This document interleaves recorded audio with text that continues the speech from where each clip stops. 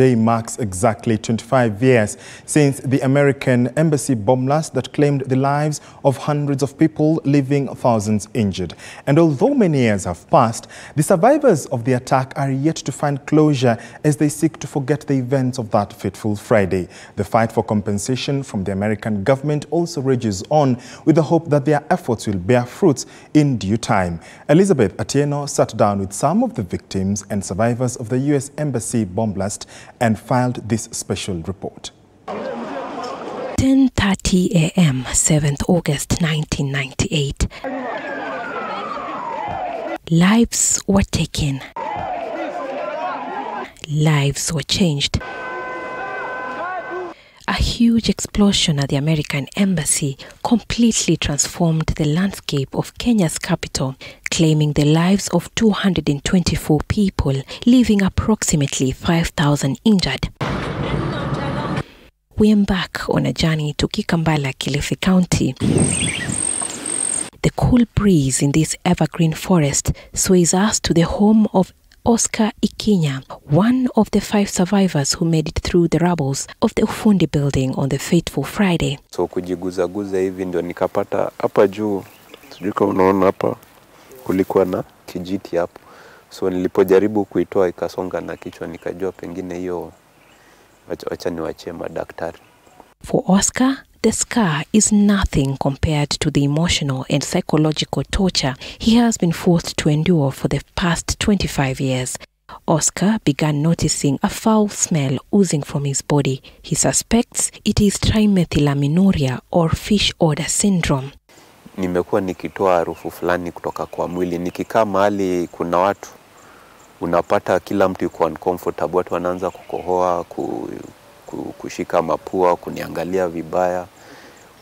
So nikawa nenda kwa madaktari, hakuna ule mwenye ananiambia ni nini. Kienda kwa huyu, hakuna mwenye ananiambia ni nini. For now, Oscar, who lives in absolute solitude, relies on herbal medicines with the hope that one day he will catch a breath of fresh air. Hata ukiangalia hapo utaona moringa mzungi, wanaita mzungi, moringa ndio mingi. Sababu hata nilikuja hapa kupanda some of these things ndio isaidie. Kama huu mti ni sosop. So miaka imeenda, sina bibi, sina watoto, sina familia.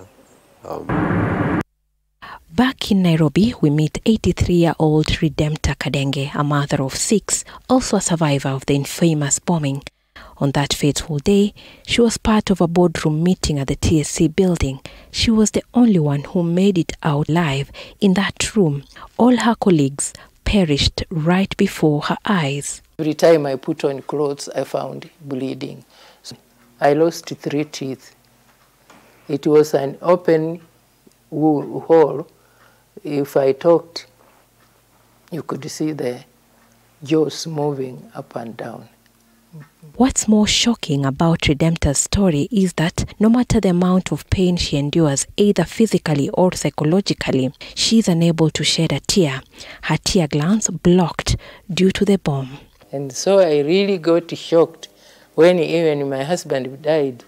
And I've been looking at him, I'd been seeing him and seeing him until the last minute when he breathed his last. People are crying, children are crying, but me, no. When I went back to TSC from the hospital with a letter to say that they keep me for 1 more year, the CEO refused. I said, I have my life, let me go home. And that is how I cut off TSC completely. Yes. Both Redempta and Oscar were enrolled as beneficiaries of the Njonjo Fund, but they have only received 60,000 Kenya shillings each since the bomb blast. Let's now walk down the bumpy road to compensation for the victims of the American embassy bombing. On the 30th of November 2011, Honorable Judge John Bates ruled in favor of plaintiffs and against the defendant. The U.S. government then announced plans to compensate victims of the bombing to up to 800 million Kenya shillings each. On the 13th of August 2013, hope faded for the victims after there were challenges collecting proceeds from the US government. The payments were to come from assets seized from Al-Qaeda. The American Foreign Sovereign Immunity Act is that it excludes Kenyan citizens from accessing remedy in the US. In August 2014, an American court awarded 6 Kenyan victims 100 billion Kenya shillings.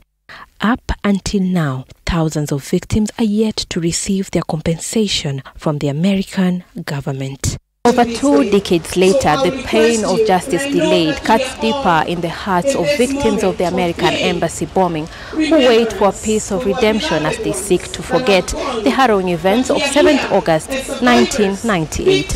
Elizabeth Atieno, TV 47, from the 7th August Memorial Park, Nairobi.